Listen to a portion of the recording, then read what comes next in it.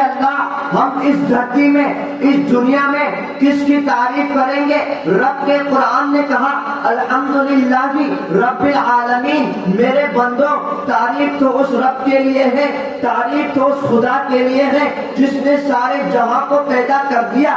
وہ کون رب ہے؟ اگلی آیت میں رب کہتا ہے الرحمن الرحیم، وہ تو بڑا رحمان ہے، وہ تو بڑا رحیم ہے۔ پھر کیا وہ کون ہے؟ وہ کس چیز کا مالک ہے؟ آئندہ کیا ہونے والا ہے؟ رب کا قرآن کہتا ہے مالک یوم الدین، وہ تو بروز قیامت کا مالک ہے۔ ربا پھر آپ یہ بھی بتائیے ہم کون ہیں؟ ہمارے لیے آپ کیا ہے؟ ہمارا آپ سے رشتہ کیا ہے؟ رب کا قرآن کہتا ہے ایاک نعبد و ایاک نستعین، اے اللہ ہم تو آپ ہی کے بندے ہیں، ہمیں تو آپ ہی سے مدد چاہیے۔ رب کا قرآن سکھا دیتا ہے پھر ہم نے رب سے کیسے دعا مانگنی ہے۔ سیدھے راستے پر چلائیے۔ کون سا راستہ؟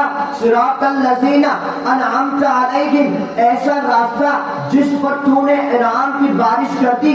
ربا ایسے راستے سے بچا لیجئے۔ اللہ نے فرمایا کیسے راستے سے؟ غیر المغضوب علیہم ولا الضالین، یا اللہ ایسے لوگوں کے راستے سے بچائیے جس پر آپ راگ کرتے ہیں، یعنی جس پر آپ غصہ کرتے ہیں۔ ہمیں گمراہ لوگوں میں سے نہ بنائیے۔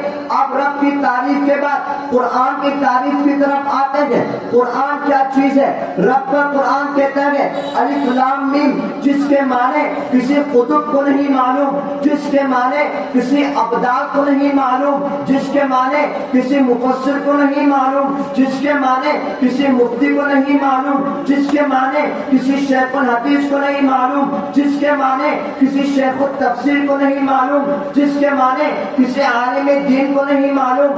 رب نے اس حروف مقطعات کو ایسا پوشیدہ رکھا، اس کا معنی پوری دنیا جہاں میں کسی کو نہیں معلوم سوائے اس رب العالمین کے، سوائے رحمت للعالمین کے۔ میرے رب نے کہا، اب ہم نے پوچھا ربا یہ کتاب کیسی ہے؟ رب کا قرآن کہتا ہے ذالک الکتاب لا ریب فیہ، میرے پیارے بندو یہی تو وہ کتاب ہے جس میں کوئی شک نہیں، جس میں کوئی کنفیوژن نہیں۔ یہ تو وہ کتاب ہے جو ازل سے ابد تک ہے، جو روئے زمین میں ہم نے آسمان سے نازل کر دی تمام لوگوں کے لیے۔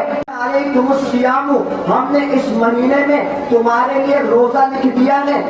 میرے پیاروں رب کے قرآن سے پوچھا یا اللہ یہ بھی بتا دیجئے اس کو پڑھنا کیسا ہے؟ رب کا قرآن کہتا ہے وَرَتِّلِ الْقُرْآنَ تَرْتِیلًا، اس کو ٹہر ٹہر کے پڑھ لینا ہے۔ رب کے قرآن سے پوچھتے ہیں اے ربا جب اتنی خوبصورت کتاب ہے، اتنی بڑی کتاب ہے، ہم تو معمولی سے بندے ہیں، آپ اس کو پہاڑ پہ نازل کر دیتے، ہم تو چھوٹے سے لوگ ہیں، ہم تو 7 فٹ کے ہیں، ہم تو 5 فٹ کے ہیں، ہم تو 6 فٹ کے ہیں، ہماری عمر تو 60-70 کے درمیان۔ اللہ کے نبی نے کہہ دیا آپ اس کو پہاڑ میں نازل کر دیتے۔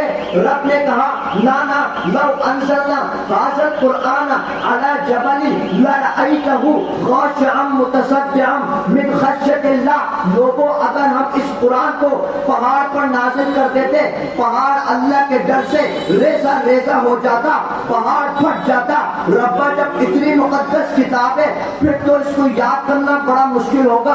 اتنی ساری آیتیں، ہزاروں آیتیں، کئی 100 سورتیں، اس میں زبر زیر کا خیال بھی کرنا ہے، اس میں تمام الفاظ کا خیال بھی کرنا ہے۔ ربا یہ تو بڑا مشکل ہو جائے گا، یہ تو بڑی ہارڈ کتاب ہوگی، یہ تو بڑی ہارڈ بک ہوگی۔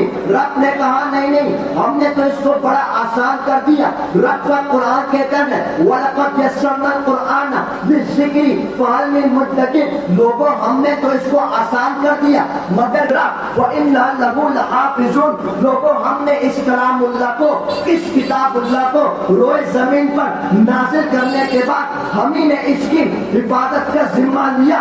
میرے پیارے لوگوں یہ کتاب اللہ اتنی کتنی بہترین کتاب ہے، یہی ہمارا اسلحہ ہے، یہی ہمارا آئیڈیل ہے۔ میرے پیارو، رب نے اس پیارے کلام اللہ کو رب کے روئے زمین پر نازل کر دیا، کافر تھرانے لگے، کافر اس قرآن کو لانے میں عاجز آ گئے۔ رب کے قرآن نے چیلنج کر دیا، اگر تم اس قرآن کے مقابل میں آنا چاہتے ہو، اگر تم اس کے مد مقابل آنا چاہتے ہو، فَأْتُوا بِسُورَةٍ مِّن مِّثْلِهِ، اگر تم سچے ہو تو اس جیسی کوئی ایک صورت لے کر آ جاؤ۔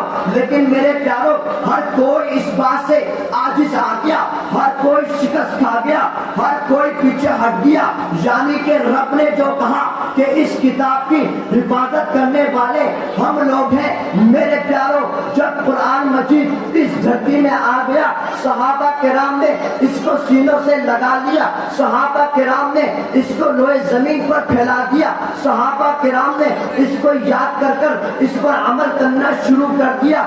جاؤ پوچھو میرے پیارو، اس قرآن مجید کے پیچھے دنیا کے کافر لگ گئے، اس قرآن کے پیچھے دنیا والے پڑ گئے۔ وہ سمجھے قرآن مجید مٹ جائے گا، مگر میرے رب کا وعدہ سچا، میرے رب کی کتاب سچی۔ جب تک کہ یہ قرآن، جب تک کہ انسان قائم ہے، دنیا میں دین قائم ہے، انشاءاللہ اس قرآن کو کوئی نقصان نہیں پہنچا سکتا۔